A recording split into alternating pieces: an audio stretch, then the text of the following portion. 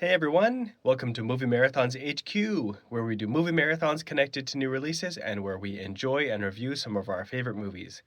This video is part of the Toy Story 5 movie marathon, where we have been watching one movie every week as we prepared for the release of Toy Story 5, which came out in June 2026. Today we are discussing Toy Story 5, the movie that we had been working towards in this movie marathon. Released in 2026 and directed by Andrew Stanton, this is the newest adventure in the Toy Story franchise. This is the first one that was directed by Andrew Stanton. He had been a writer on all four previous Toy Story movies, and also the director of such Pixar favorites as Finding Nemo, Wall-E, and Finding Dory. Overall, I like this movie a lot.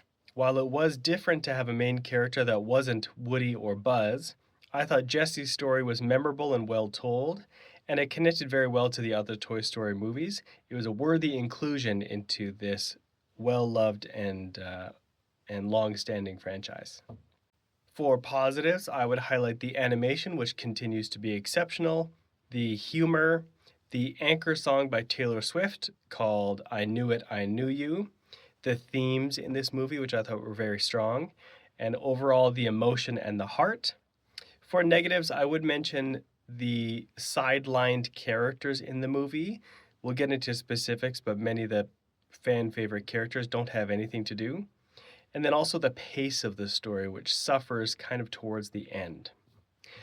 This is a spoiler review, so spoiler alert for Toy Story 5. If you want to watch a non-spoiler review, I posted that a few weeks ago. First is the animation. We all know that Pixar is the best in the game at animation, and since the first story came out over 20 years ago, and that was the first entirely computer-generated animated movie, Toy Story 5 has a lot to live up to, but I felt the animation here was exceptional. There's a horse that's in this movie that it doesn't look like a photorealistic real horse, but the animation that they do on this horse is really exceptional. Like, there's a few scenes on this horse and other characters that are set at sunset, and when the sun gets low and it kind of casts an orange light, they're able to capture that in the animation, which when you think about it, that's pretty crazy. So I thought that horse really stood out as I watched the movie, but also all of the animation is really well done, really top shelf stuff. And in this movie, they also introduce a little unique animation style when Bonnie is playing with the characters. It kind of shows what her imagination is like, which is different than Andy's imagination. We never really saw Andy's animation in Toy Stories 1 through 3, I guess, except for in the opening of Toy Story 3, they show like a cinematic adventure, which is really just Andy's imagination. In Toy Story 1 and 2, it's kind of him. We just watch him hold the characters in his hands and move them around and give them voices. But here in Toy Story 5, we see Bonnie's imagination, and it's kind of like a drawn by crayon type of vibe, and I thought it really worked well. It was really fun and different, and brought a little bit of unique flavor to this movie. So, as expected, the animation is very strong and the first positive for this movie. Next, I thought the humor was really on point. The Toy Story movies always have some humor in them, but some of the movies have been funnier than others. In Toy Story 5, I thought there was a lot of humor here, especially a new character called Smarty Pants, voiced by Conan O'Brien. That character is just really funny, and I liked what they did with him a lot. Also, Atlas and Snappy, kind of the trio of Blaze's toys that we meet. I thought they were funny, but then also our original crew is up to their crazy antics. So I thought the humor was great. My kids were laughing as we watched this movie, so that's always a good sign. Next, I think it's a positive that there's an anchor song in this movie. This one is I Knew It, I Knew You by Taylor Swift. Granted, I'm a huge Swiftie, so I was already predestined to like this movie, but I do this song, but I do think it's actually a great song. In Toy Story 1, we have You've Got a Friend in Me by whoever the composer is, Randy Newman. I almost said Paul Newman. I knew that was wrong. Randy Newman. And then in Toy Story 2, we had When She Loved Me by Sarah McLachlan. But then Toy Story 3 and 4, I felt like didn't have strong anchor songs that are like part of the movie and tells part of the story. To be fair, I knew it. I knew you was just played at the end credits, so it's not really an anchor song in the sense that it's part of the story, which is too bad because it's a great song. So it's a bit of a cheat, but I think it is a really good song that plays into some of the themes of Toy Story 5 really well. So I think that's another positive. Next, the themes in Toy Story 5 I think were really well done. We could tell from the trailers that Bonnie was going to get a new tablet type of toy called the Lily Pad, voiced by Gemma Chan, I believe. And we knew that a theme of this movie was going to be technology. And as we went through the movie, I found that it actually had a great theme, which was not technology bad, no technology good. It really took a more nuanced approach and recognized that what really matters is human connection, and technology can facilitate that, but it can also hinder that. So I came away with the theme of technology needs to be in the right balance. It's neither good nor bad. It's how we choose to use it and how it affects our time and our choices. And I thought that was really mature for a sort of children's movie like Toy Story. But I thought there were also some other great themes, like they touched on bullying, they touched on um, kind of accepting yourself, and it touched on bravery, especially at the end when Bonnie kind of decides to step out of her shell and be brave, even though she's afraid. I thought that was a very strong theme. And so not only do the human characters have some great themes, but also Jessie, um, voiced by Joan Cusack, she goes through her own transformation of trying to be accepted by a new human, even though she's got trauma in her past, but then feeling like she never really made a difference. And then at the end, we find out that she did make a difference in the life of her first human owner. And it's just a very strong theme. I felt like Toy Story 4 didn't have much to share, and then Lightyear's its own conversation where it didn't have much of a theme there. I guess teamwork, but that's kind of teamwork as part of all the Toy Story movies. But I thought in Toy Story 5, the technology theme was strong, but also some of the secondary themes um, were very well told and integrated into the story. Finally, the emotion and heart. I felt like Toy Story 1 and 2 had a lot of emotion and a lot of heart. I felt like Toy Story 3 and Toy Story 4 had emotion, but I didn't feel heart. I didn't feel like there was that extra something in them that was just beyond, making us feel things, which Pixar has done a great job over its studio career of making us feel various emotions. But I thought in Toy Story 5, there was real heart there. I felt like we got to understand Bonnie more than we did in Toy Story 4.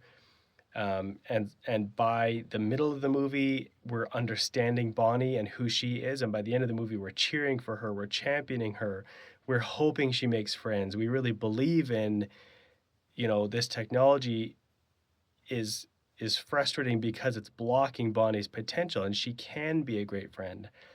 And so I think there's a lot more heart in this movie than the previous two, which I think really paid off and provided a more rich story than there would be otherwise. Then for negatives, I mentioned before that we have a new main character, which is Jessie, and I think she's great. I think she's a very entertaining character and pretty effectively filled the void left by Woody and Buzz. They're both in the movie, but they have become secondary characters.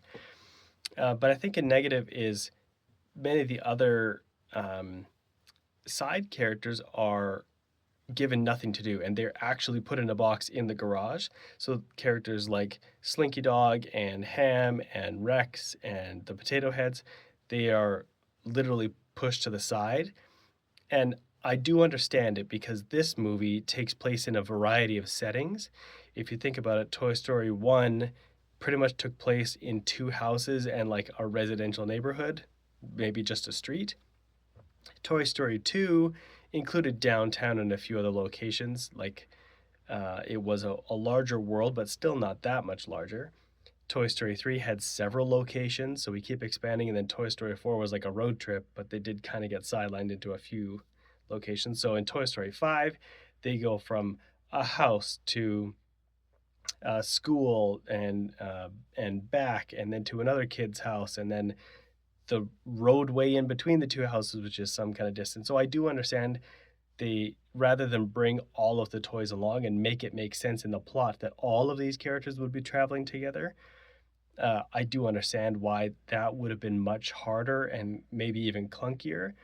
It's just too bad that some of our fan favorite characters don't get as much screen time in this one. So it's an understandable negative, but a negative nonetheless. And last, the pace of the story, I think, suffers a little bit.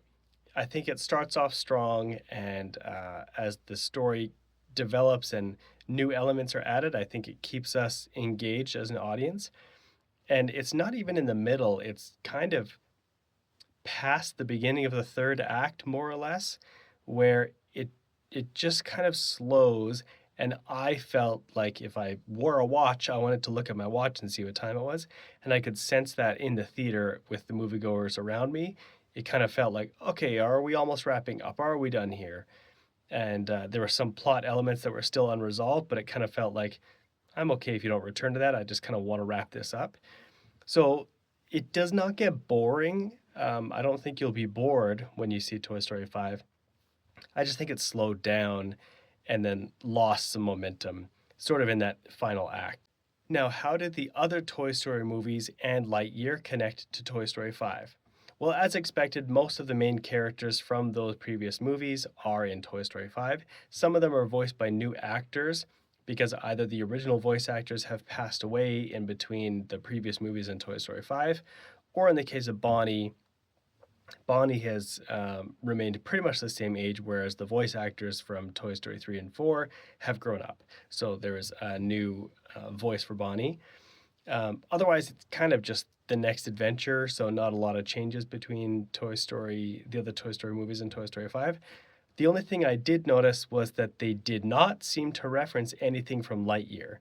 There were some new Buzz Lightyear toys that were introduced that had a technology component, which is an interesting take on the theme. But I thought they might make some kind of a callback to Lightyear since that was the last movie released between Toy Story 4 and 5, but I didn't see anything there. So that's my review of Toy Story 5. I would say go see this movie. It's a lot of fun for both children and adults, and I think it's a really nice addition to the Toy Story series. Definitely worth seeing in theaters if you can. If I were to rank this movie amongst the other Toy Story movies, I would say number 1 is Toy Story 2, number 2 is Toy Story 1, and depending on the day, I might switch those. They're both so pretty equal in quality, but today I'm saying Toy Story 2. In the third position, I would put this movie, Toy Story 5. I think it's the third best overall. Not quite as good as Toy Story 1 and 2, but certainly better than 3 and 4. After Toy Story 5, in the fourth position, I'd put Toy Story 4. Number 5, in the fourth position, Toy Story 3. Fifth position, Toy Story 4. And in last position, number 6, would be Lightyear. I don't think it's terrible, it just doesn't compare to the other Toy Story movies. So I would put Toy Story 5 in the third position, right there in the middle. What do you think of this movie, and how did you think the other Toy Story movies and Lightyear connected to Toy Story 5? Make sure to let me know in the comments below. Follow Movie Marathons HQ on Instagram, TikTok, and YouTube, and also on Letterboxd, where you can see all of the movie marathons we've got going on right now. That concludes the Toy Story 5 movie marathon. So it is now done, and there's no next movie in this marathon. See you at the movies.